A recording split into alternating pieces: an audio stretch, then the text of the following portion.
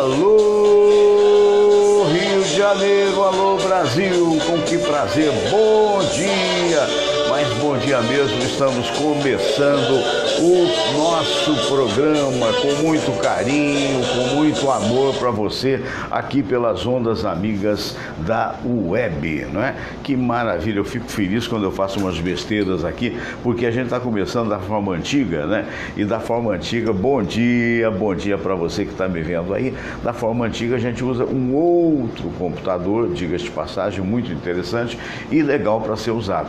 Mas de vez em quando a gente erra na mão, foi exatamente o que aconteceu aqui. Se tudo correr bem, ó, eu tinha que ter voltado, não voltei, aí a tela ficou preta. Mas daqui a pouco ela chega a algum lugar, espero, vou ter que pegar aqui o computador, você não repara não, que a gente está fazendo aqui ao vivo, ou então vou pedir depois para a Samira ver direitinho o que houve aqui, para poder passar de quadro, que tem uns quadros bastante interessantes no programa do dia de hoje. Evidente que a gente vai tocar em temas como o atentado que foi feito à delegada Marta Rocha. Alô, Eliane Santos, alô, Rodrigo Solis. Quando eu vi esse atentado, a sorte dela foi ter tido, como de fato tem, um carro blindado que foi ameaçada de morte há muito tempo atrás, e eu já tive até a oportunidade, quando trabalhava naquela rádio, de fazer debates com a delegada, um ou dois, não foram muitos mesmo. Ela não é sequer uma pessoa do meu relacionamento, mas absolutamente não tenho nada contra, pelo contrário, acho que é uma boa profissional. Eliane Santos, bom dia, muito obrigado, Eliane, por você estar na escuta, por estar compartilhando o nosso programa. Aliás, eu quero lembrar o seguinte, Rodrigo Solis, abraço grande, colega do meu filho, hoje está fortão, está com baita músculo, fazendo musculação, parabéns, Rodrigo, tenho te visto, um abraço grande, querido, é como se fosse um sobrinho, já esteve várias vezes aqui em casa. Muito bem, agora o que eu quero dizer é o seguinte, quando eu vi essa notícia, não é, de realmente, digamos assim, do problema do atentado a essa senhora, foi inevitável eu pensar, pois até agora, alô Daiane Costa, namorada do meu querido Marlon Jordão, um abraço para ti, querida. Alô, Bárbara Formiga, Babi, um abraço, Babi, prazer em saber de ti. Pois e aí eu pensei, falei, não descobriram até agora quem cometeu o atentado com a Marielle. Aí dá a oportunidade de acontecer outros atentados, né? Você está afim de matar alguém, olha, vamos cercar na rua, vamos tacar tiro, porque de repente ninguém descobre nada e fica nessa conversa fiada de que a polícia está vendo, de que faz reconstituição. Você se lembra o tempo que fizeram Constituição? Já passaram, 4, 5 meses até, e não descobriram absolutamente nada. Ora, quem não descobre, quem não pune o ilícito, acaba convidando o marginal a praticar novos ilícitos. Alô, Gilmar, um abraço. Alô, Tiago Bandeira, Marcos Zadinelli, um abração para você. Então, esse é o raciocínio que eu queria ter aqui com você, de falar contigo, porque afinal de contas qualquer coisa que a gente é inevitável, né? Se você agora sim, gente do céu, eu sou um gênio. Eu sou um gênio. Eu consegui recuperar aquilo que eu achava que não estava dando para recuperar. E eu vou já botar uma resposta que o presidente Jair Bolsonaro deu ao Juca Kfouri. Eu confesso que à época talvez ele devesse ser candidato, mas eu garimpei na internet e trago para você. E por que eu tenho feito isso? Porque eu acho que ilustra um pouco mais o programa, seja quem for, sem nenhum preconceito. Pessoa de direita, pessoa de esquerda, pessoa do centro. O programa não tem esta classificação. Aliás, recentemente, o ministro Paulo Guedes disse o seguinte, essas noções de esquerda e de direita têm que ser ultrapassadas, já acabaram praticamente. O que a gente tem que ter é a resolução dos problemas. E eu concordo com ele, se bem que existem fanáticos de esquerda e existem fanáticos de direita, né? Marisa Pireda, um abraço para você, provavelmente neta ou parente de italiano, né? me corrija se eu estiver errado. Margarete Siqueira de Oliveira, um abração.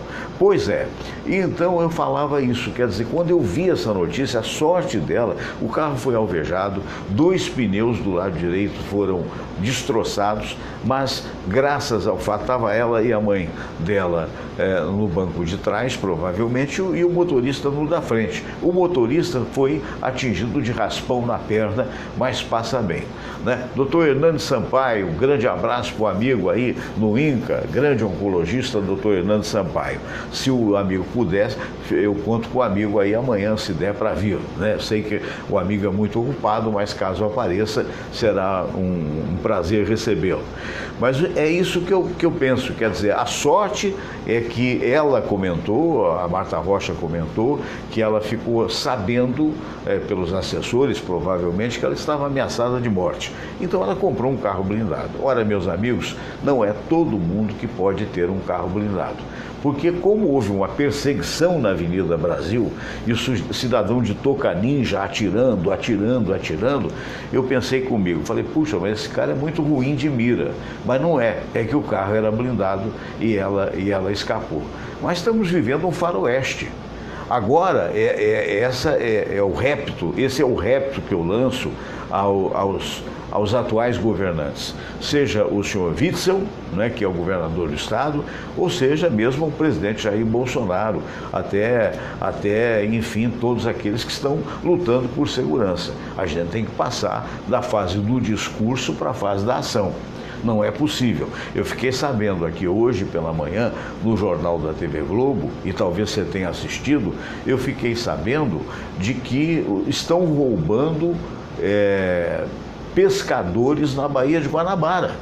Verdadeiros piratas com barco de alumínio roubaram, o cidadão estava lá pescando naquele momento de relaxamento, de tranquilidade e mais. Aí veio o Genilson Araújo informando, e um abraço para o Genilson, que é um belíssimo repórter, informando que esses roubos acontecem, ou os caras roubam peixes nobres, ou roubá-lo, ou roubam mesmo o relógio, a carteira do cidadão com o dinheiro que tiver, ou o que pior, roubam o motor da lancha. Isso ali perto de São Gonçalo, quer dizer, quando a Bahia chega perto de São Gonçalo e Duque de Caxias, é que saem os bandidos para roubar. Quer dizer, agora, convenhamos, muitos dos que votaram não só no presidente Bolsonaro, mas também, principalmente, aqui no caso do Rio de Janeiro, no atual governador eleito, Witzel, que tem tido uma palavra de ordem muito interessante, que quer segurança, que quer abater marginais que estejam com fuzil e tal, mas agora tem que partir para a ação. Isso não pode continuar desse jeito. Eu sei que tem pouco tempo. Outro dia alguém falou, peraí, mas tem só 14 dias de governo. Exatamente, mas não podemos esperar 14 meses, concordam comigo? Beto Carmona foi meu repórter lá em Angra dos Reis. Beto, um grande abraço para você. A Denise Guzmán também, uma pessoa que está sempre comigo, muito bom dia. O Paulo Regufe recebe um abraço. Eu queria também mandar um abraço a Daniele Braga, né, a todos que estão me vendo nesse momento. Eu vou ajeitar aqui, porque veja você, pelo menos isso aí é um fato novo, né? Tem uma resposta que foi dada pelo Jair Bolsonaro, ele está com a bandeira do Brasil, mas eu não tenho a certeza de que isso tenha sido já depois de eleito. É provável pela bandeira do Brasil. Ele ouviu o Juca Kfouri, que é um jornalista competente, mais polêmico, fazer um comentário e se deu aí deu a importância ao comentário que passou a responder.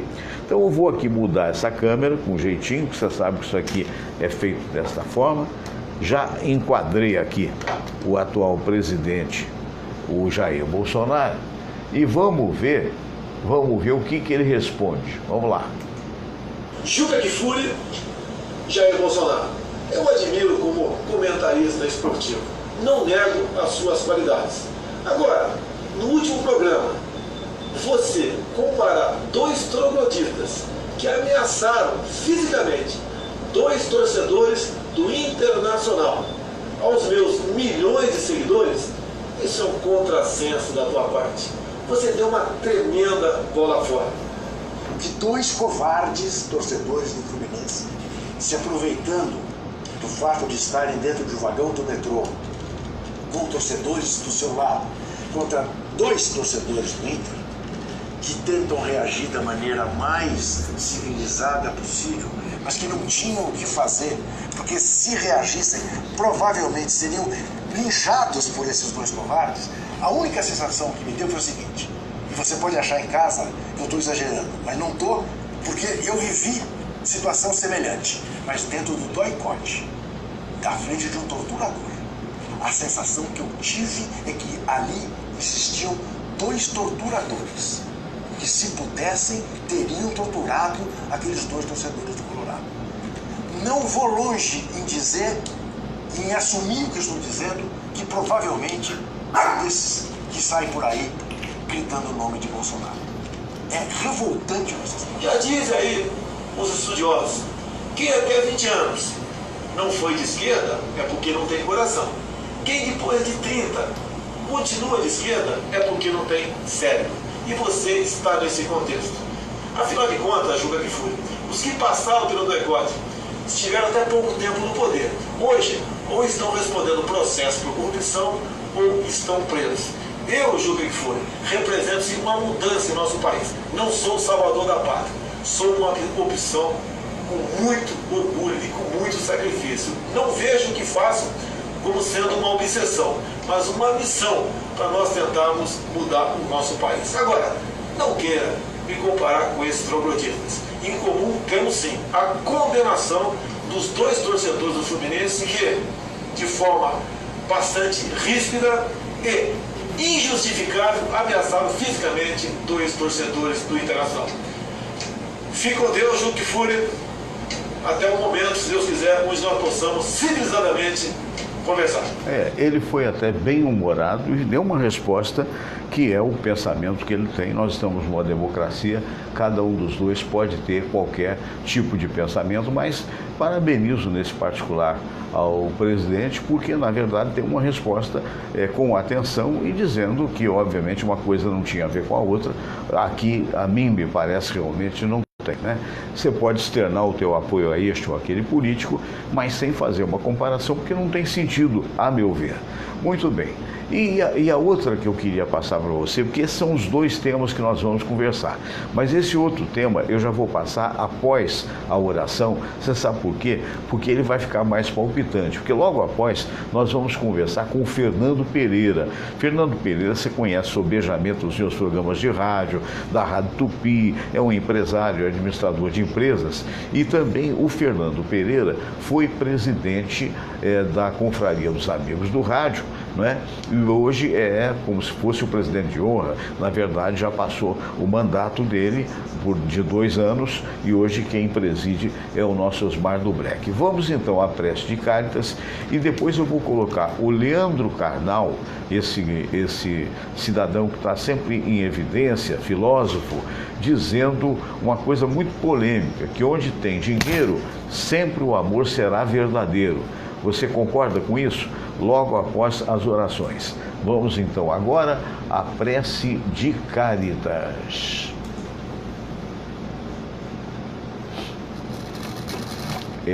Rapaz, hoje é dia porque deveria ter som nesse negócio, mas até agora não tem. Sabe por quê? Porque fiz besteira. Vou voltar. Aí vai tudo certinho. Vamos lá. E depois, a oração ecumênica que um dia Jesus nos ensinou. Deus nosso Pai, que sois todo poder e bondade, dai a força àqueles que passam pela provação. Dai a luz àquele que procura a verdade. Põe no coração do homem a compaixão e a caridade. Deus, dai ao viajor a estrela guia, ao aflito a consolação, ao doente o repouso. Pai, dai ao culpado o arrependimento, ao espírito a verdade, à criança o guia, ao órfão o pai. Senhor, que vossa bondade se estenda sobre tudo que criastes. Piedade, Senhor, para aqueles que não vos conhecem. esperança para aqueles que sofrem.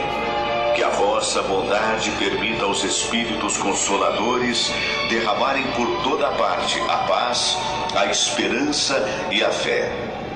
Deus, um raio, uma faísca do vosso amor pode iluminar a terra. Deixai-nos beber nas fontes dessa bondade fecunda e infinita, e todas as lágrimas secarão, todas as dores se acalmarão. Um só coração, um só pensamento subirá até vós, como um grito de reconhecimento e de amor.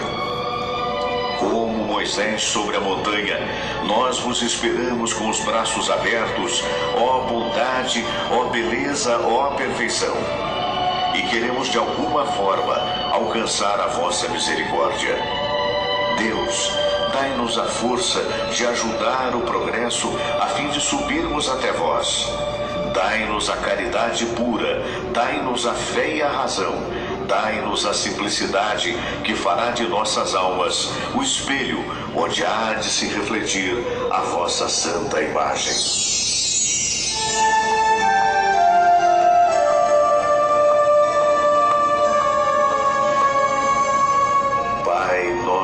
Que estais nos céus, santificado seja o vosso nome.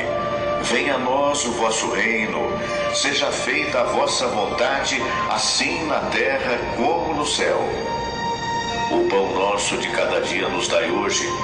Perdoai, Senhor, as nossas ofensas, assim como nós perdoamos aqueles que nos ofenderam. E não nos deixeis cair em tentação, mas livrai-nos de todo o mal. Porque teu é o poder, e tua é a glória, por todo sempre. Amém. Pois é, então tivemos aí esse momento, né, que foi importante sem dúvida, e eu quero aqui passar para você essa visão do Leandro Carnal, e para depois já entrarmos nos comentários do dia de hoje. Vamos lá. Eu tenho apenas um amigo milionário no meu círculo estrito de amigos. Eu devo ser provavelmente o não rico do círculo dele também. Ele me mantém como amigo, provavelmente por interesse antropológico, para saber como vivem essas pessoas exóticas, que não têm seu próprio avião ou barco. Este meu amigo, com quem eu tenho uma convivência familiar, inclusive antiga, ele infelizmente decidiu se separar de uma esposa que eu gostava muito, depois de 28 anos de casado, e, fato único na história de São Paulo, casou-se com uma muito mais jovem. Nunca tinha acontecido isso em São Paulo.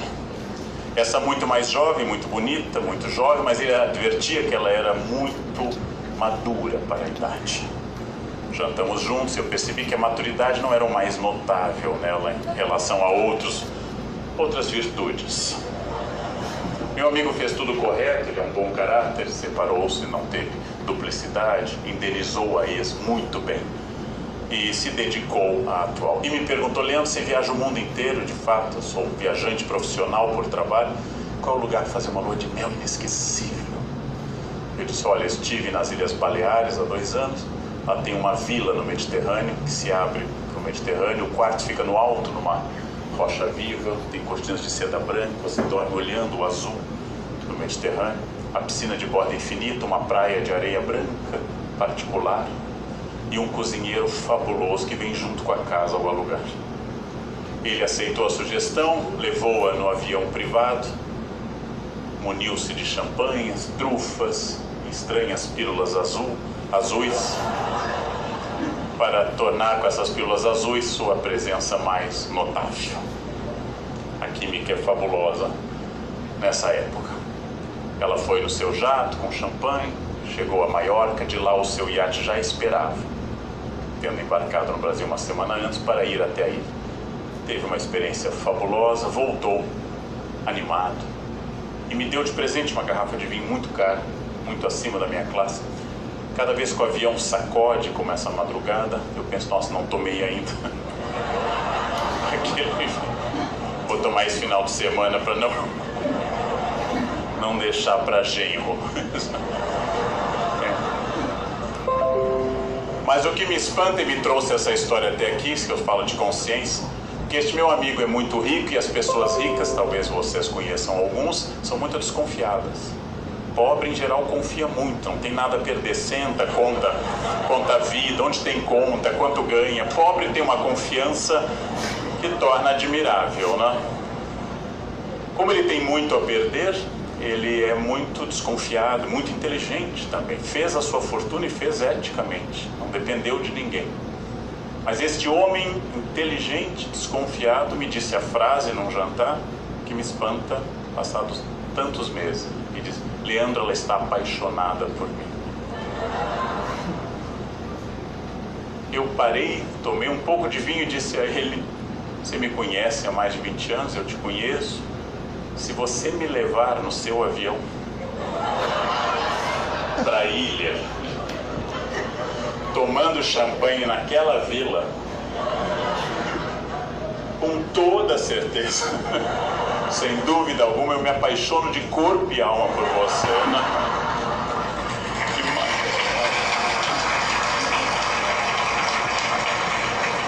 E mais, garanti a ele, para estranhamento dele, faço coisas que ela não faria de jeito nenhum. O resto, médico, xilocaína, mas o importante é que a paixão vai ocorrer. O que eu estou dizendo aos senhores não é um julgamento moral. Eu não sou uma pessoa que julgue moralmente aos outros. O que eu estou dizendo, eu lembro do famoso rei da soja, Olacê de Moraes, que perto dos 80 desfilava em São Paulo com moças de 18. E um dia no Fazano, uma repórter irritada ou invejosa da situação disse a ele: o senhor não sabe que ela está com o senhor por interesse? Ele, sábio, disse a ela: eu sou milionário.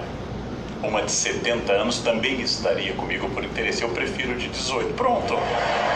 Prático. Ele sabe o que quer, ela sabe o que quer, cada um dá o que tem. E é uma relação comercial das mais práticas e não é um julgamento moral. É um julgamento sobre consciência. Como é que alguém de fato não pode concluir que, impressionando uma jovem interiorana com todas essas maravilhas, ela não vai se encantar? Todos nos encantaríamos. Tá aí, ó, Provocações Filosóficas é o nome do site. Quero parabenizar o Leandro Carnal. Vai lá, dá uma curtida, assim como eu peço a você, alô Chico Dong, alô Josias Marques, que também você curta o meu programa, né? Porque você estiver me vendo pela internet, como agora, que eu fiz uma besteirinha, mas já voltou, porque agora eu estou passando a câmera para a Samira e vou lá com o meu amigo. Aqui está o Fernando Pereira. Bom dia, Fernandão. Bom dia, Fernando Sérgio, bom dia, Samira, bom dia aos internautas. É um prazer estar aqui mais uma vez com vocês. Pois é, eu já estou chegando aqui, não é? Desde que o fio permita, porque desde que eu coloquei aqui esse microfone, né? Opa, virou. Desde que eu coloquei esse microfone com fio, a qualidade subiu muito a nível de som do programa, né? Mas você comprou esse chapéu em Portugal? Conta essa história. Foi. Eu gosto muito de chapéu porque primeiramente, para proteger o sol. É importante. Como eu sou desprovido de cabelo, então o médico, o dermatologista, falou: Fernando, não é por vaidade, não é por vaidade. E como eu tenho a pele muito branca, então ele falou: olha, você, principalmente no verão, você usa aquele protetor solar, usa óculos escuros quando o sol estiver forte, né? Usa chapéu, boné, o que for. Então, porque ainda mais nesse verão do Rio de Janeiro, de 40 graus, né? E eu estava lá perto de Lisboa, em Paredes, entre Lisboa e Cascais, e nós saímos à tardinha para dar uma volta na praia, mas só de roupa mesmo, sem só para ver o mar. Só para ver o mar. E deu uma rajada, eu estava com o chapéuzinho justamente protegido do mar, deu uma rajada muito forte e o meu chapéu voou, né? Voou e, com detalhe, havia um arbusto assim atrás e o mar ficava embaixo, né? A praia é uma praia pequena, extensão de areia, e havia o mar. E eu não achei mais, foi tão forte a rajada que subiu. Aí eu saí dali, passei numa lojinha e comprei esse chapéu. Esse chapéu, esse tem uma aba mais arredondada, né? Não, isso aí a gente molda ele. Ah, da maneira que der. Ele é meio maleável. Meio fácil, né? Mas voltando à história do Leandro Carnal, que você ouviu comigo, até com bom humor, né? E ele colocou o título muito interessante, né? Onde tem dinheiro, o amor será sempre verdadeiro. Você concorda com isso? Você acha que... Concordo. É isso mesmo, Fernando Sérgio, porque o dinheiro é a mola mestra do mundo, né? Então, hoje, o dinheiro dita governo, dita moda, né? Dita comportamento, enfim. Eu não sei qual a evolução que vai haver da humanidade, né? Se essa forma, né, de encarar o dinheiro como primordial vai mudar. Você pode ter pensamentos espirituais, você pode ter pensamentos ideológicos, pode ter o que você quiser. O que for. Mas precisa de dinheiro para desenvolver. No dinheiro, né? Porque a partir do momento em que a sociedade vai desenvolvendo, é diferente, por exemplo, há 1000 anos atrás, 2000 anos atrás, 5000 anos atrás, em que você convivia somente com a natureza e com as pessoas, né? Você não havia o que consumir, né? Você consumia para a sua sobrevivência, né? Você comida, você pescava, você plantava, você tomava água, aquela coisa toda. Mas a partir do momento que virou indústria. A partir do momento que a humanidade começou a evoluir, e nessa evolução veio a reboque, por exemplo, a indústria. Mas pegando... Então, com isso, por isso que eu acho que o dinheiro sempre vai ditar as normas. Pegando por esse enfoque até irônico que ele colocou, né? Porque ele colocou 2 exemplos de 2 empresários, né? Um que sabia que estava sendo usado e estava usando também, né? Aquele rei da soja que ele falou, né? Essa é uma forma consciente. Mas tem aqueles que se apaixonam, porque é natural, quando a gente chega numa determinada idade, não é verdade? É natural que qualquer um de nós gostaria, se possível, de reviver aquela época dos 20, dos 30 anos de idade, né? Onde a beleza é maior, o colágeno também funciona, tudo funciona melhor, né? Esse amigo dele que ele coloca, que ficou apaixonado por uma mulher e tal, e pelo menos ele teve a franqueza de dizer, olha, se você me levasse para aquela ilha, eu também me apaixonaria. Qual é o distanciamento que tem que haver? Você acredita que uma pessoa muito mais velha possa ter, ainda que essa moça mais jovem, ou vice-versa, né? Pode ser tanto homem para mulher, possa ter um relacionamento duradouro, ainda que por interesse, ou quais os cuidados que um cidadão mais velho que esteja viúvo, que esteja separado, ou enfim, que esteja procurando uma companhia, deve ter, se preferir uma pessoa mais jovem? Quais os cuidados? Olha, Fernando, na minha opinião, tá?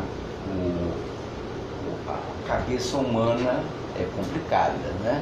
Cada um é cada um. Cada um é cada um. Nesse caso, por exemplo, do homem bem mais velho, ele encontrar uma companheira bem mais nova e... Porque nós estamos falando de 30, 40 anos, né? Ele achar, né, que aquele relacionamento... Que é amor mesmo para valer? É um amor verdadeiro, é complicado.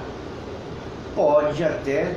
Você está me entendendo? Porque tem determinadas pessoas que são carentes, né? Por exemplo, quantos jovens a gente vê por aí que são carentes, não tem uma estrutura familiar, não tem um pai que acompanha, uma mãe que acompanha, e ele fica carente de tudo.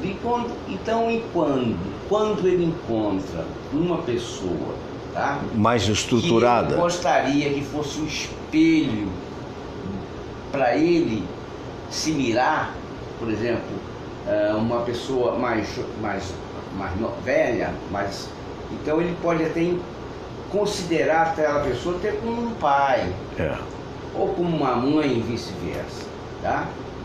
Logicamente, tudo que eu falei, o dinheiro é a amostra. E a durabilidade é imprevisível, né?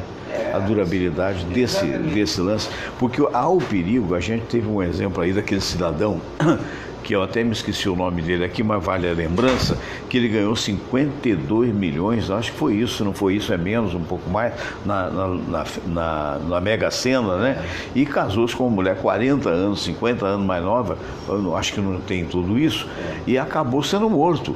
E ela é acusada, quer dizer, do mandato, porque do mandado, né? Tá certo? Mandado, de ter mandado, ser mandante. Porque veja você, a pessoa, esse que é o problema. Há um caso de um cantor famoso, que eu vou preservar o nome. Não, eu vou dizer, o Moacir Franco, por exemplo. O Moacir Franco, durante muito tempo, a gente viu que ele estava casado com uma moça muito mais jovem, 30 anos, 40 anos mais ou menos, e que durou um certo tempo, mas acabou a partir de um determinado momento, né? Mas foi uma moça digna, foi provavelmente algo que valeu a pena durante o que durou. Agora, nesse caso desse ganhador da loteria, foi trágico, né? Porque o mais jovem pode chegar, ou não, aí você que vai responder, na idade mais provecta, né? Mais velha, com algum amante, com alguma pessoa que só tem interesse no dinheiro. Quer dizer, são cuidados, né? Que os mais velhos, notadamente, têm de ter, não? Esse caso que você citou desse ganhador, né, da loteria, que era até um... Foi aqui perto, por sinal, era um homem meio chucro, né, meio pouco instruído. Ele era um cadeirante. Isso, né? isso. Realmente. Agora, casos iguais a esse, existem muitos casos. A gente vê, de vez em quando, a gente vê na imprensa, aí, no noticiário, né, esse tipo de coisa, de assassinato, enfim.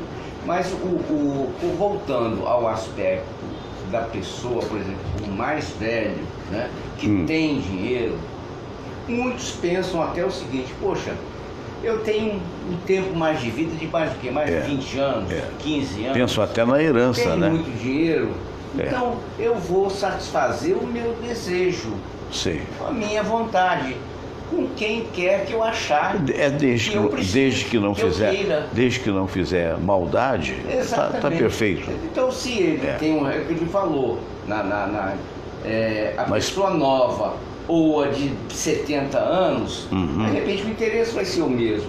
Então, entre ter uma de 70 na cabeça dele, eu tenho 18, ele quer um relacionamento diferente. Né? Diferente. Então, isso aí o relacionamento, a cabeça do ser humano é muito complicado. Agora o assunto vai ser muito mais sério. Eu vou pedir bom dia, Samira.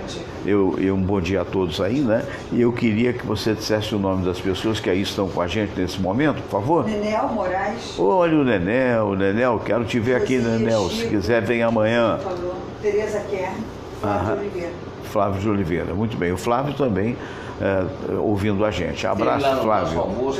Teve, é verdade. É o nosso Flávio, lá do Maranhão, de São Luís do Maranhão. Alô, Flávio! Alô, Nenel. Flávio é gente muito boa, muito simpático, né? Um abração para ti. Eles que me vê lá no Maranhão às 7 horas da manhã, porque lá não tem o horário de verão.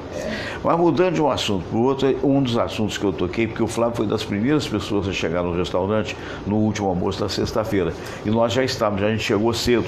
Eu tinha saído da fisioterapia que fui fazer e nós estávamos conversando sobre a violência no Rio de Janeiro. Aqui na Tijuca agora existe a Tijuca Presente, né, que já é bem melhor. Né? Já começa a haver policiamento, mas é uma preocupação constante, né, Fernando? Porque há um discurso que nós todos apoiamos, não só independentemente de ter votado ou não neste ou naquele candidato, o discurso em prol da segurança. Não é isso? Então, esse discurso que é do presidente Jair Bolsonaro, do general Heleno, que é uma pessoa extremamente simpática e parece que competente, e também do William Witzel, que é o atual governador do estado, que tem feito ações interessantes. Wilson Witzel. Eu sempre me confundo, ainda não decorei bem o nome. Muito bom. Então é aquela história. Mas não está na hora de partir para a ação quando a gente vê um caso como esse da Marta Rocha, quando a gente vê denúncia, às vezes, de abusos de militares, ou como foi feito hoje no Jornal da Globo, de militares que estão subindo Santa Marta e invadindo casas sem mandado de busca e apreensão. Alguma coisa não tem que ser feita a partir de um discurso para o fazer? É uma situação muito complicada, né? Por quê? Porque no Brasil há muita desigualdade, né? Muita desigualdade. Enquanto poucos ganham muito, uma grande maioria está na miséria, tá? Acho que mais de 100 milhões estão em carência. Né? Aliado a isso tudo, o que eu comentei anteriormente, hoje você tem uma sociedade de consumo muito forte, muito presente. Você liga uma televisão, você liga a internet, você é bombardeado de consumismo, né? E as pessoas, naquela ilusão de que ele quer ter o ego dele satisfeito em adquirir determinado objeto, mas ele não tem condições, né? Então isso gera, acredito eu, a quem está falando aqui... Uma frustração, né? Uma frustração muito grande. Ele, de certa forma, ele quer conseguir algum dinheiro para adquirir aquele objeto que é o sonho de consumo dele, né? Mas eu acho que nisso tudo, Fernando Sérgio, essa violência toda hoje que existe no Brasil, não é só no Brasil, em vários países e outros, não é primeiro de cultura, problema de educação do povo, né? É um problema de uma desigualdade muito grande, que eu falei anteriormente, mas essa desigualdade é que não há uma responsabilidade também, não só do governo, tá? Mas a gente também não pode só culpar o governo, a gente tem que culpar também as pessoas, porque tem muita gente, tá, que não se preocupa na hora do relacionamento sexual, é muito bom, muito gostoso, tá? Mas não se preocupa em prevenir a gravidez. Quantas crianças, né, são paridas, né, sem amor e sem cuidado, e sem condições, são abandonadas. Agora, para mim o principal disso tudo, tá, é a droga. Por quê? Porque essa guerra da droga, enquanto a gente continuar brigando, tá, dessa forma, eu acho que vai ser complicado. Tá? Eu acho que a gente já tem até falado desde a época, né, Fernando, da rádio lá da Tupi, do seu programa, eu externava meu ponto de vista. Eu acho que a droga, ela não deveria ser totalmente proibida igual é hoje. Eu me lembro que na época pessoas que tinham usuários dependentes até brigavam, esperneavam, tá? Mas de lá para cá não mudou nada, e muito pelo contrário. Evoluiu. Só aumentou a violência. Só aumentou o consumo, só aumentou a violência. Então, por exemplo, o cigarro é uma droga. Ela é vendida. E que mata. Nós tivemos exemplos aí de amigos que morreram em função do exagero do cigarro. Exatamente. Mas o cigarro, por quê? O cigarro tem uma taxa altíssima de imposto, tá? E isso o governo adora, porque é arrecadação para ele. Então, eu volto a externar meu ponto, né, de minha opinião. Que, aliás, é o mesmo meu. Deveria ser, mas cobrando imposto. Claro, cobrando imposto, tendo acompanhamento de saúde. Acompanhamento específico daquele dinheiro que fosse arrecadado, fosse direcionado, fosse canalizado para hospitais de recuperação, através de campanhas, através de... Só um minutinho. O Pedro Carlos Pereira está nos vendo nesse momento, nosso amigo, que está se recuperando daquele acidente que sofreu, né? Para não deixar de mandar um abraço, mas por favor. Pedro, recuperações rápidas aí. Então é isso. Então eu acho que então, enquanto nós não mudarmos, tá? Essa percepção, essa percepção de que é ilegal, aí surge o traficante, surge o marginal. Você quer ver? Mas é rigorosamente verdade isso. Ele também é responsável. Pois é, mas aí... mas você sabe que... O usuário é um pobre coitado que foi induzido ao... Não, ele também tem a sua responsabilidade. Mas deve ter também um acompanhamento, que é uma diferenciação, a meu ver, e até psiquiatricamente falando, por quantos psiquiatras eu tive a oportunidade de entrevistar, né? O Paulo José da Silva, por exemplo, foi psiquiatra da Polícia Federal, quero mandar um abraço para ele, durante muitos anos foi meu debatedor, há muitos anos atrás, e dizia isso, porque há pessoas propensas, é aquela história, você vê, a gente bebe álcool socialmente, né? Então, esse que bebe álcool socialmente, ele é responsável pelo alcoolismo no mundo? Não, porque ele sabe beber, ele não é doente, ele não tem a percepção da doença. E aquele que mergulha no tráfico, ele está adoentado, ele precisa de apoiamento, e aí é que entra o Estado. Então eu concordo com aquilo que você está falando, que em última análise é uma defesa do Fernando Henrique Cardoso, que foi presidente da República, porque você vê, a Suécia você não tem problema de marginalidade. E a Suécia tem o tráfico sob controle, ou seja, é liberado determinadas substâncias como a cocaína e outras coisas mais. Agora, a pessoa tem limitações para poder usar e, naturalmente, até para poder se relacionar socialmente. Porque você vê, hoje você tem um teste do bafômetro, né, que indica se você está com álcool ou não, mas você não tem o cocainômetro. Né? Então, muitas das vezes, esses marginais que estão assaltando e que estão matando estão sob o efeito da cocaína e, na realidade, não sofrem nenhum tipo de censura. Então, o que você está falando, eu concordo plenamente, tem que rever, porque essa coisa do confronto, infelizmente, nós estamos vivendo hoje numa sociedade mais conservadora que ontem, e esse conservadorismo no tocante ao tóxico está levando ao confronto que só dá morte. E cada vez piora, né? Cada vez aumenta, né? A nossa sociedade está doente, né?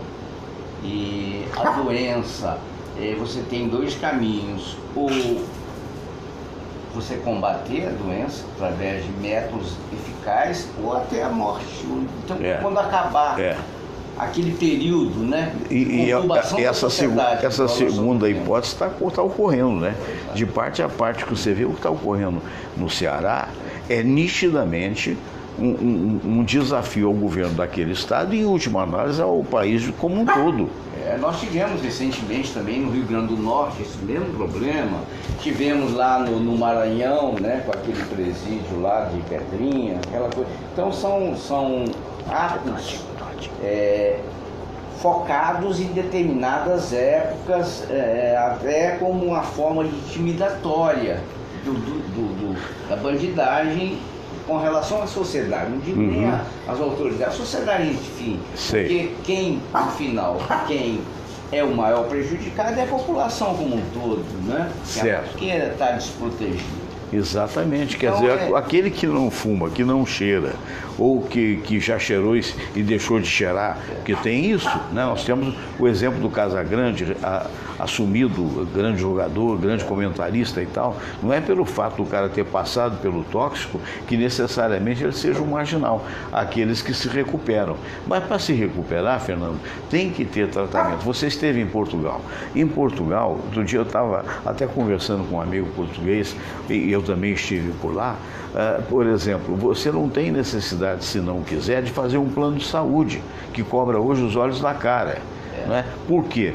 Porque apesar de ser cobrado a parte pública, algum tempo atrás, uma consulta em Portugal, e não tanto tempo assim, eu estive lá em 2017, nós estamos em 2019, a consulta para qualquer um, seja até o turista, no hospital público, custava pouco mais do que R$20. A consulta médica, exames a R$7,80, passando para o real. Quer dizer, então a pessoa tem assistência, tem totens que você chega, o totem igual que aeroporto, você marca a consulta, você não precisa nem de atendimento. Olha o caos que está implantado no Brasil. O que acontece? Você citou Portugal, né? Mas os países da Europa, de uma maneira geral, tal, Estados Unidos. Você esteve na Suíça, você esteve na França, você esteve na Itália. Então o que acontece? É um problema de gestão. Por quê? Porque o português, ou o francês, ou o suíço, tá? Ele paga imposto, tá? E às vezes a imposto alto, né? É muito alta, até como o Brasil. Mas em compensação, o dinheiro da arrecadação, o serviço volta. Dos gestores, ele é bem aplicado. Aqui no Brasil a gente está vendo aí. O Lenca Fatioli vendo a gente, conhece? Conheço. Um abraço para o Lenca, para a Patrícia Carvalho também, e o Pedro Carlos Pereira. Então, Fernando, o que acontece? Então lá você paga um imposto, mas você tem uma estrutura do Estado em que compensa. Que compensa. Aqui não, aqui a gente paga uma carga, nós somos a carga, acho que a segunda maior carga tributária do mundo é o Brasil, e você vê que não oferece praticamente nada. O que oferece é essa bagunça. Mas por quê? Problema de gestão, né? Problema de maus políticos, problema de roubalheira, corrupção. Mas é o quê? Os corruptos que estão lá não são porque tem olhos verdes, tem olhos azuis, tem óleo castanho, essa coisa toda. Eles estão lá porque alguém colocou, através do voto. Então, você tem que ser consciente na hora de você votar. Você não pode pensar na hora de você votar do benefício imediato que você vai ter. Você tem que pensar na coletividade, tá? Eu cito, por exemplo, a Suíça. Eu estive em Suíça 2 anos atrás e retornamos agora, setembro, agora passou. Então o que acontece? A Suíça é um país pequeno, né? Mas um país altamente desenvolvido, tá? Com uma educação primordial, com um pensamento voltado para a sociedade deles muito grande, tá? Então o que está havendo na Suíça? Isso eu constatei há 2 anos atrás e continua a mesma coisa. Por exemplo, os países lá da antiga Iugoslávia, né? Que foi fragmentado depois da saída do Marechal Tito, né, que ele morreu, enfim, e a Iugoslávia virou vários pequenos países. Então muitos, a Sérvia, né? Enfim, muitos foram para a Suíça. A Suíça acolheu uma grande quantidade, imigrantes. Então o que a gente vê? O que eu vi lá há 2 anos atrás e continuei vendo a mesma coisa. Eles são diferentes. Eles ficam lá conversando, tomando cerveja, enquanto o suíço está trabalhando. Eles estão tomando cerveja. Que eles recebem do governo, né, como refugiados. Então já está havendo uma insatisfação muito grande da insatisfação da população suíça. Por quê? Porque eles estão vendo que esse dinheiro que eles estão... Vê se você concorda comigo. O benefício dele está alimentando... Vê se você concorda comigo. Eu e Samira vimos isso em Paris. Paris pior ainda. Paris, meu Deus do céu. Né? Outro dia eu comentava com uma amiga, Maria, que está fazendo tratamento no joelho lá no Tijo Trauma, que ela tem um genro que está morando, uma senhora, ela tem um genro que está morando no interior da França. E a filha um dia, mais cedo ou mais tarde, vai morar na França. E eu disse para ela, ainda bem que é no interior, porque Paris está cheia de imigrantes, né? E cheio de problemas que a gente sabe periféricos, né? E que às vezes acaba havendo até lutas corporais entre imigrantes, polícia, bomba de gás, coisas parecidas com países do terceiro mundo.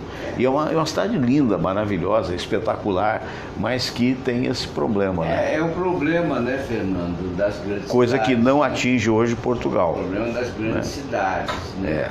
É o que acontece. Mas, por exemplo, a França foi um dos primeiros países lá da Europa que começou a ter esse problema já de há muito tempo.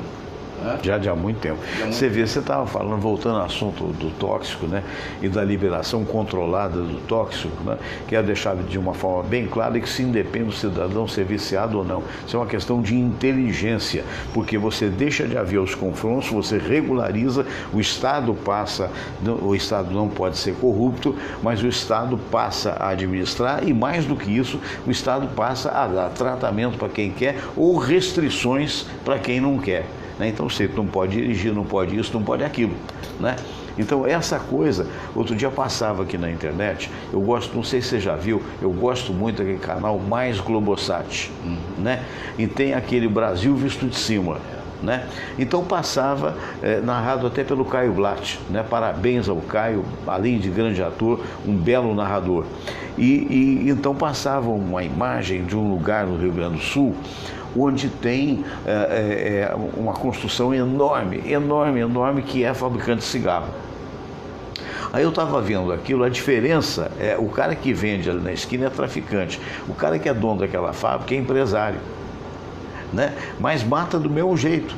Nós tivemos recentemente o caso de uma pessoa que a gente vai preservar o nome, que fumava igual uma locomotiva. Eu me lembro que de certa feita eu disse a essa pessoa, olha, você não acha que está fumando demais? Não, eu vivo uma vida inteira fumando, nunca me deu nada e tal. E lamentavelmente em um mês a pessoa foi fulminada por um câncer do pulmão. Quer dizer, então são coisas que nós temos que definir para poder pegar verbas que estão sendo jogadas fora e dar prioridades ao que interessa, no caso, como você falou, a educação, que é fundamental. Exatamente. Então, por isso que eu sou um pouco cético, né, em trazer soluções imediatas e mirabolantes, porque a sociedade, que eu falei, está doente, então ela tem que se curar. Para partir daí, essas mazelas todas que a gente está passando, tudo, essa violência, essa falta de honestidade, essa falta de ética, né? Isso é muito difícil, tá muito complicado. E eu não vejo, nem a médio prazo, né, uma solução para isso. Então tem que haver uma conscientização das pessoas. Principalmente aqui no Brasil, né? Claro que é mundial o fenômeno, mas o Brasil é onde nós vivemos. O Rio de Janeiro, então, né? O Brasil é um continente, né, Fernando? O Brasil é um país, são regiões. Eu acho que cabe pelo menos uma da outra. Cabe várias Europas aqui dentro. Várias Europas. Não, a Europa cabe aqui dentro, ainda sobra um pouquinho. Sobra um pouquinho, né? Mas o problema talvez 1,5, né? É que, por exemplo, o Brasil, regiões tem uma diferenciação muito grande. Muito gritante. Por exemplo, o Sul, o Sudeste, o Nordeste, o Norte, o Centro-Oeste, são diferentes. Mas por quê? Por causa também da sociedade, né? Aí que vem a educação. Se você pegar um nível de escolaridade, um nível, né, de educação, de conhecimento de uma determinada região, é totalmente diferente da outra. E isso reflete também no desenvolvimento. É verdade. No desenvolvimento das pessoas, você está entendendo? Então, então tem que haver, mas o problema maior que a gente vê é político fazer aquilo de profissão, mas uma profissão bem rentável e desonesta. Mal político não, Fernando Sérgio. Não é só. Muita roubalheira. Nós temos os 3 poderes. Meu Deus. Aqui. Então eu não sei. Então é o judiciário, é o legislativo e é o executivo. Você está muito no Tribunal de Contas do Rio de Janeiro, os caras foram destituídos e presos há pouco tempo. Nós temos aqui, os últimos governadores do estado do Rio estão presos. Estão presos. Você vê um absurdo um negócio desse, entendeu? E a coisa passa. Então eu acho que a eleição, por exemplo, do Bolsonaro as pessoas estão esperando esperançosas. Mudanças. Claro. Mudanças. É o que a gente está dizendo. Porque é de uma forma ou outra. Eu concordo com o que você está dizendo. Você, para mudar, você tem que agir. Porque o discurso está muito bonito, né? Agora tem que partir para ações pontuais. Né? Diz, ó, cheguei. Mas né? o problema maior que eu vejo é o seguinte. Não só no governo federal, mas no estadual também. Se comunicar e da forma com que ele... Você vê o seguinte, ele, por exemplo, não tem... Até hoje, durante mais de 30 anos na política, não tem nenhuma mácula com relação à corrupção, né? Corrupção. Então isso aí já é um ponto em que ele pode perfeitamente encarar isso que a população quer. Por exemplo, ele montou o ministério dele sem aquele toma lá da tecnicamente, mas está fazendo concessões perigosas. Por exemplo, no Ministério das Relações Exteriores, isso eu vi do aquele repórter da TV Globo agora recentemente. Então o que acontece? Ele nomeou um cidadão que não passou pela escada normal. O Instituto Rio Branco sempre foi fora disso. Então ele nomeou um cara que não foi embaixador, que seria o lógico. E esse embaixador, por sua vez, botou 3 cargos em comissão. Pessoas que entraram e que não têm tradição dentro do Instituto Rio Branco. Esse é um problema. O outro problema são os filhos dele. Porque, na verdade, houve sim, a coisa da mácula é muito relativa, tem que ser investigada. Claro, tem que ser. Porque no caso dos filhos dele, essa coisa muito suspeita daquele cidadão que ganhava 22 mil reais por mês, um filho, mas que parte do tempo daquele cidadão, ele foi funcionário do gabinete também do Jair Bolsonaro lá. Então são coisas que precisam de respostas. Agora, eu até entendo, Fernando, que você está num meio em que toda aquela corrupção ela estava instituída, você eventualmente pode cometer uma ou outra falha. Não pode ser daqui para frente. Exatamente. Então tem que ser o discurso agora tem que ser corrigido. Não é mesmo? Esse Queiroz aí, né? Que vendia carro e movimentou num ano mais de R$1 milhão. Exato. Você para movimentar 100 mil... Olha, dá uma olhada nisso aqui. Samira, pega essa malinha aqui, só um minutinho, dá uma olhada nisso aqui, olha só. Ele agora cismou, ele quer... Isso aí é um forro, rapaz, você não vai tirar. Esse aqui é o todinho, é o famoso todinho, né? Que de vez em quando perturba a gente, mas é também para mostrar que a gente adora os animais, né, Fernando? Ainda mais você, que é egresso de Além Paraíba, né? Lá em Minas Gerais. Você sabe onde é que está o Gelson, não? Gelson Cunha, que o Gelson falou comigo que ia para Nova York ou Nova Iguaçu, mas não sei para qual dos dois. Ele deve estar lá em Paraíba. Não, ele teve a cara de pau dizer, eu não vou dizer para você onde é que eu vou, porque senão você vai me pedir para ficar lá na minha casa e eu não vou querer. Com a irmã, com o cunhado, a família dele. Esse povo de Além Paraíba é arretado e abusado, não é não? O Gelson Cunha, o pai dele era um eu conheci, o seu Guanair Cunha. Sei. Era um fotógrafo, né? Aí em Além Paraíba. Certo. E quando eu fiz a primeira comunhão, ele foi fotógrafo. Você era bem jovenzinho, né? Naturalmente, 7 anos de idade, por aí. Uns 8 anos, terninho. Eu vi essa foto, eu vi. De calça curta. Eu também tive esse tipo de coisa. E o pai, o seu Guanair, pai do Gelson nessa época, acho que nem era nascido, ou se fosse nascido, devia ter um ano e tal.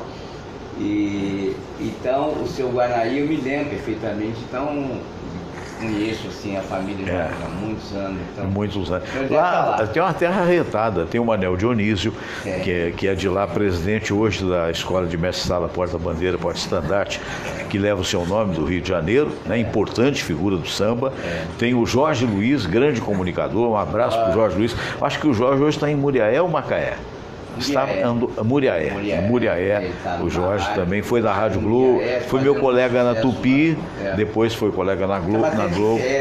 Na Globo a gente nunca trabalhou juntos. Eu trabalhei antes, depois que ele saiu da Tupi, ele foi para a Globo. Joelmir Ventura também. Joelmir Ventura, só uma gente boa. Sobral Pinto. Sobral, nossa senhora. Sobral Pinto. Pô, terrinha danada, hein? Fernando Pereira, lá de Além Paraíba, empresário bem sucedido na área de seguros, mas sobretudo uma figura dinâmica, né? Você é o que o Leandro Carnal falou aí do amigo dele, né? No sentido de que o que você conquistou com ética. Isso é que é o mais importante do ser humano, né? E eu procurei também passar isso para os meus filhos, né?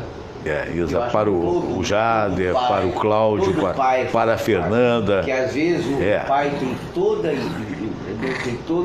a vontade de ensinar os filhos, mas às vezes os caminhos errados segue. Eu devo dizer o seguinte, que ele adora brincar comigo, mas ele não morde, ele mordisca, tá vendo? Então é um garotinho de 1 aninho, né? Está à procura de uma companheira. E o cachorrinho é muito perspicaz e inteligente. Inteligente, eu já, há muitos anos, eu tive lá em casa, tive uma cachorrinha, uma cadelinha, né? Que ela morreu com 17 anos de vida. Mas fala nisso, quero mandar uma... Ela tinha... era um amor, né? De percepção dela, né? E é um amor que a gente tem, né? Outro dia veio aqui o Silvio Provenzano, que é o presidente do CREMERGE, e estava arrasado, coitadinho, e realmente o Thor acabou morrendo, o cachorro dele. E até publicou, quero mandar um abraço que nós passamos por essa dor quando perdemos a Lili, porque vira da família, né, Fernando? Inclusive quando a Lili morreu, já vai ter mais de 1 ano, eu estava aqui no dia, né? Nós estávamos participando de um programa que no final... No final chegou, ela estava até internada, né? Chegou a notícia e é uma prova do nosso apoio aos animais, né? Fernando, eu quero agradecer a sua participação, acho que a nossa conversa foi muito proveitosa, mas o meu filhinho de pelo aqui está chamando e está dizendo que é o horário dele. Olha, é um prazer tê-lo recebido aqui, né? E aí, por favor, se você quiser mandar abraços, fique à vontade. Eu queria desejar, esse é o primeiro programa do ano que a gente participa, né? Que bacana mesmo. Eu quero desejar a todos os brasileiros um feliz 2019. A gente tem uma expectativa de mudança, né? Eu vou confessar, eu votei em Jair Bolsonaro. Por quê? Porque era algo diferente. Era mudança. Era mudança. Certo. Como também votei no governador do Rio de Janeiro, que eu voto aqui, né? Então, porque a gente quer mudança, né? E a gente espera não ser decepcionado, né? Nessa nova fase. A gente precisa que dê certo, né? A gente precisa que dê certo, independentemente... É obrigação, é obrigatório, necessário, é necessário que dê certo, porque do jeito que estava... Não pode, eu diria mais, do jeito que está, né? Quer dizer, tem mudanças, tem intenções de mudanças. Agora, o meu apelo, independentemente de coloração partidária e tal, a todos que estão aí eleitos, tanto o presidente quanto governadores, quanto ministros, quanto secretários de Estado, é o seguinte: gente, tem que partir do discurso para funcionar, né? Tem que ter ações pontuais, tem que ter objetivo, deixar claro, principalmente a marginalidade, o seguinte: chegamos. É mais ou menos isso. Né? Fazer a lei ser cumprida. Ser cumprida. Tá? Porque é o que todos queremos. Nada a pessoa está lá presa, condenado por uma pena, e depois uma legislação vai e coloca ele na rua. Não precisa... Nós temos aí o nosso ex-presidente, né? Que não tem nada, processos, mais processos, delações, tudo envolvendo ele. Tem pessoas que acham que não um inocente. Então ele está lá, se ele realmente, como ele cometeu atos ilícitos, ele tem que cumprir, tem que pagar a pena. Eu vou contar. Para servir de exemplo. Para fechar o programa, focaliza também no Fernando, vai ser importante a reação dele. Eu acho que vai ser como espectador, né? Vou contar um caso preservando os nomes. Fernando, por que você vai preservar os nomes? Para mim, né? Alguém pode perguntar, vou preservar porque não sou um bobo. porque eu não tenho provas, mas eu tenho a certeza disso. Eu me lembro de uma determinada pessoa que foi empregada num órgão desses federais que hoje está sob investigação. Uma grande empresa, uma enorme empresa brasileira está sob investigação. E foi empregada da seguinte maneira: tinha a competência para o cargo, mas não tinha o concurso. Então essa pessoa foi levada a esses inúmeros cargos de comissão que ainda existem no Brasil. Alguns já foram mandados embora, outros não. Não esses cargos que atendem ou são atendidos por políticos. Mas essa pessoa, embora com formação superior, tinha um salário dos mais simples, ou seja, estava dentro da competência dela, estava desempregada, porque no Brasil hoje você tem perto de 16 milhões de desempregados, né? Alguns dizem que 14, mas não importa. Então precisava, foi dado o emprego, essa pessoa ganhava R$ 1.500 por mês, o que, convenhamos, são apenas 2 salários mínimos e tal, para fazer um trabalho que era... Menos de 2. Menos de 2. Muito bem. E com curso universitário e pós-graduação. Muito bem. Então essa pessoa ficou lá, trabalhando. Isso foi me contado pela própria pessoa, que não me deu autorização de dizer o nome, e eu também não digo.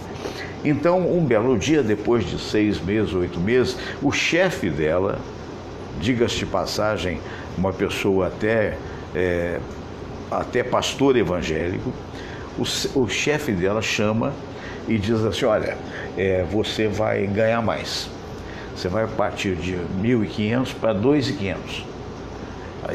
Só que vamos ter que mudar o nome da empresa na carteira, que tem a empresa que terceiriza e ia ser uma nova empresa. Ele estranhou aquilo, porque na verdade ia ser uma gráfica.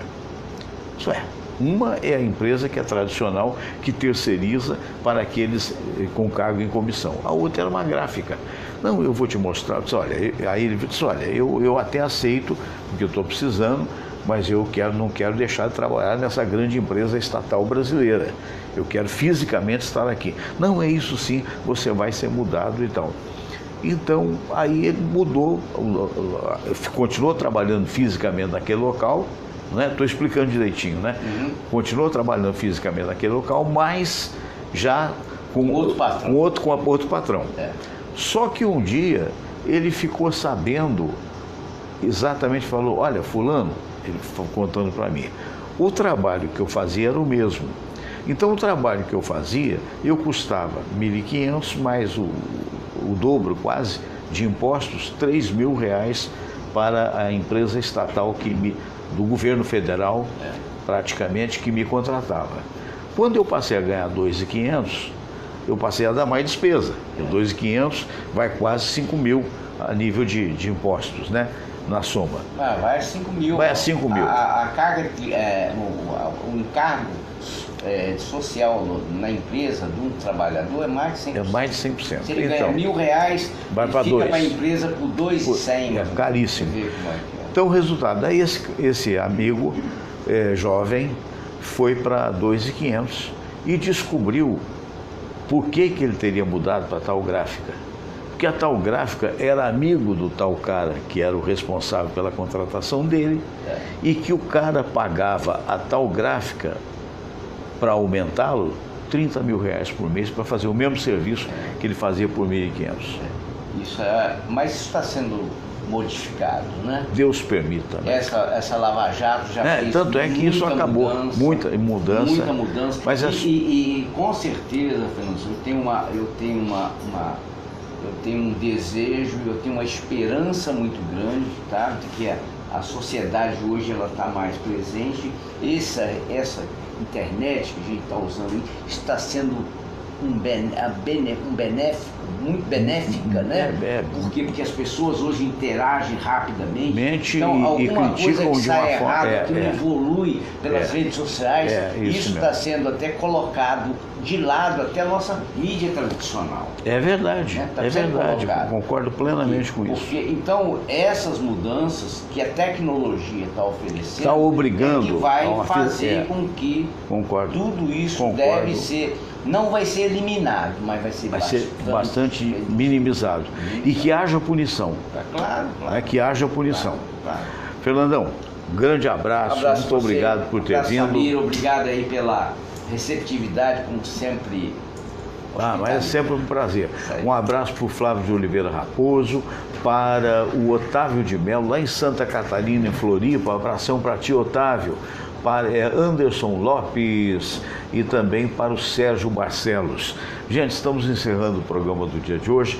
Muito obrigado a vocês, muito obrigado aos que me acompanharam na madrugada quando eu fiz um teste para um programa que eu pretendo fazer pelo menos uma vez por semana, tipo assim, 11h30, meia-noite. Eu assisti, foi um sucesso. Foi bom, né? Público, É verdade. É verdade. E com detalhe, na penumbra. Na penumbra. O pessoal gostou. E eu vou repetir, se Deus quiser.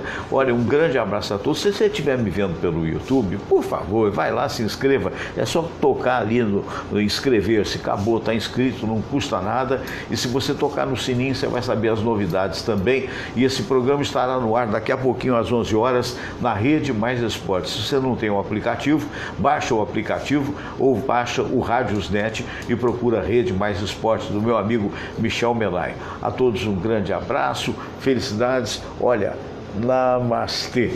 Eu queria também lembrar você que esse programa é um oferecimento das Espadas Katana, espadascatana.com.br, não é?